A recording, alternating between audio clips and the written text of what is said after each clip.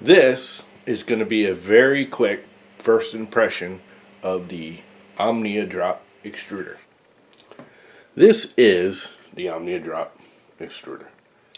Alright, this is the OmniaDrop by Drop Effects extruder. This is a quick first impression of the OmniaDrop extruder, which is running right now. This is the OmniaDrop 3D printer, 3D printed, direct drive, ultralight extruder. And it's a pumpkin version. He does a holiday version now and again. So as you can see, I've been trying to do this for a while now. Just for full disclosure, I was sent the OmniaDrop for free to test out and try out, but I will give you my own opinion. But for now, let's go to the intro.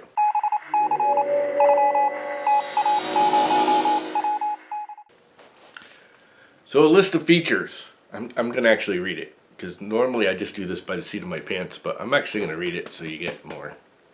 I don't know. I haven't had a good time. I'm going to read it. So, the first thing is it's gear driven. Just like a Chimera. If we compare this to a Chimera, which is its closest competitor, I guess, and they really aren't. They're kind of different, and yet they're the same. There's advantages to one over the other. They're both good. They're both geared. The Chimera's geared, it's geared. This is a lot lighter. A lot lighter. I haven't actually been able to put it on a scale because my scale broke, but I've had other people come up and say it's about, send me emails, it's about half the weight. That's a lot. It has a cool ring heater.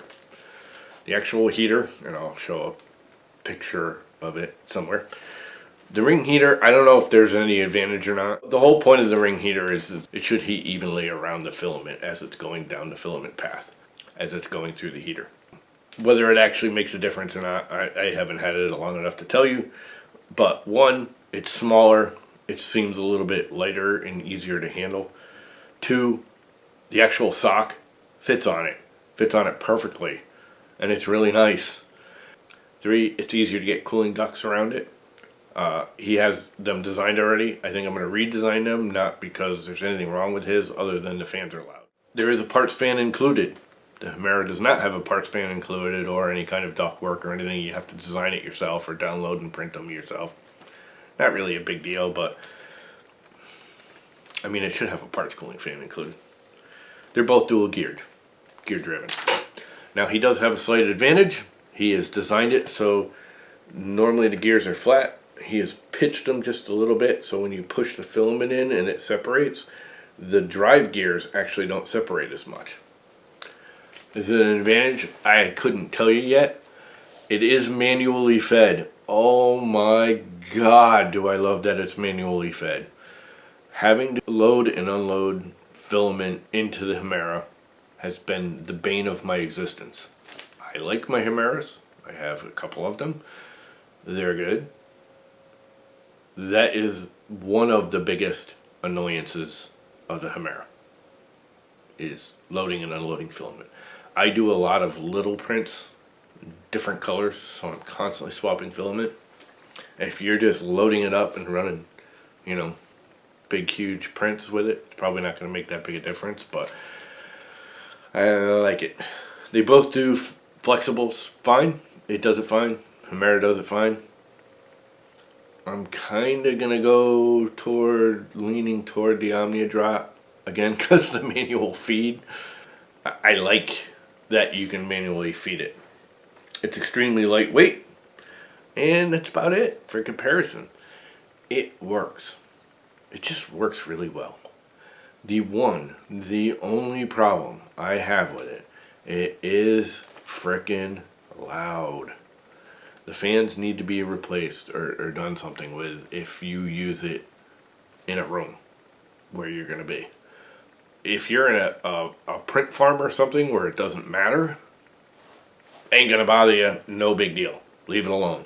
For someone like me, this is my room. I do everything in here, including sleep. I don't want that loud fan. It's just too loud. For the average everyday person, probably not going to be that big a deal. Now, the Hemera has a loud fan too. First thing I did on Hemera within the first week is I replaced the main fan because it is extremely loud. And I put a larger 2040 fan on it. This has a much better cooling design, I guess, much more efficient. It doesn't have a regular fan blowing, hitting a wall of aluminum and then trying to redirect the air. This has a nice flow of air, which is one of its whole things. Its gearing is really cool too. Again, I'm going to let you go look at the website. Other than that, I'm just going to say it's a good extruder. I'm not going to get into a whole big thing. I've only had it a couple of weeks. I've had problems with the printer, so I haven't been able to do as much printing with it as I'd like. But my first impression is, if I were to choose, right now, if I had to choose between a Hemera and the OmniaDrop, it would be a 50-50, and I'd probably lean slightly toward the OmniaDrop. If it wasn't for the fan noise, I'd definitely go with the OmniaDrop. It's just lighter. If you're doing a Core XY, you're going to want the lightest head you can get. The problem with Core XYs is that you want the light head, but most people do a Bowden tube. The problem is when you get into the bigger printers, you end up with this massively long tube, which becomes a whole problem in itself. If you can get a super light or reasonably lightweight head and put it on a Core XY, and this is it right now. I can't think of another lightweight, decent, direct drive extruder that's this light that you can put on a Core XY. It's a lot more customizable. It's lighter weight. If you're doing a Core XY, I'd highly recommend the OmniaDrop over anything else on the market that I've seen so far. It's a short path. It's dual drive. Very, very short path, direct drive. Easy. Works great. Again, I haven't had it that long, so, I've had my Hemeras a year. But they both have their advantages and disadvantages. I would lean toward the OmniaDrop. It's that simple. Yeah, so I'm liking the OmniaDrop so far. It's a nice extruder. It's direct drive, lightweight, blah, blah, blah. You've heard it all already. Now, I haven't shown you a bunch of prints, and that's kind of my fault. Because some of these right here are prints from it, and I forgot to mark which ones are which. And with everything going on in my life, I forgot which ones are which. And there's really not a whole lot of difference. There's no better or worse. Honestly, the prints are going to be as much your slicer settings and your printer setup as it is which extruder you use. So yeah, go check it out. I highly recommend checking out the website. I'll leave a link somewhere to it.